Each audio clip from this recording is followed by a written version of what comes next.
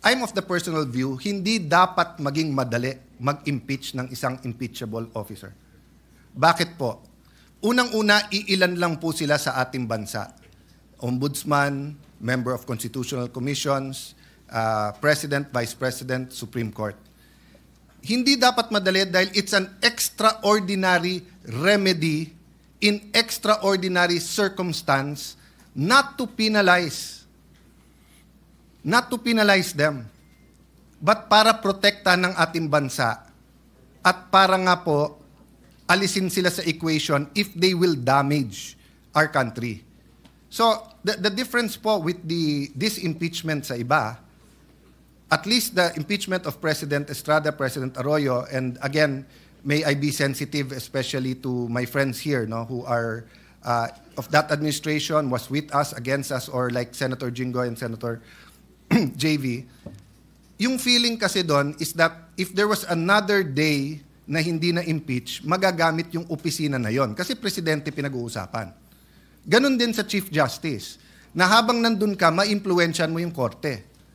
Pero pag pinag-uusapan mo Vice President ngayon, wala naman siyang hawak na departamento, wala siyang hawak na agency, wala namang police, militar, NBI, Coast Guard, whatever under sa kanya. Yes, we should hold her accountable kung may ginawang mali. Dapat i-impeach pag may ginawang mali. Pero it's not true that today and tomorrow matters that much. Because wala naman siyang opisina na magagamit not only to cover her tracks or to damage the country. Di ba? In fact, I doubt kung walang perpetual disqualification yan, baka iba ang suma natin ngayon. But I don't want to go to the political aspect. The point I want to make, Mr. President, is para tayong nag-Goldilocks, pag gusto natin yung i-impeach natin, so nung time na yon na gustong impeach si President Erap, padaliin natin. At kung hindi, walk out tayo. Oh. Kung kakampi mo si GMA, pahirapan natin. Kung kakampi mo si Duterte, pahirapan natin, di ba? So, in that point, I see why the Supreme Court, they made a statement Nag-statement sila about history. Sabi ng Supreme Court,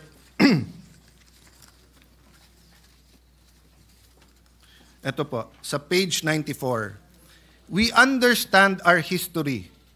We have learned that in the past, momentary desires to do what is convenient and concede means to ends have inadvertently created precedents that weaken the succor of law for those who dissent, or those that are society's margins, or those who have fallen out of grace from the powers that be. We have learned that the clash of political interests in the past, often disguised by noble intentions, have obscured the need to address the real problems of corruption, inequality, poverty, and disempowerment faced by our people. Kung ito lang po ang sinabi nila, Mr. President, sasabihin kong hindi ba namumulitika yung korte? But sinabi nila to after page 93 na iniisa-isa nila paano mo i-impeach eh.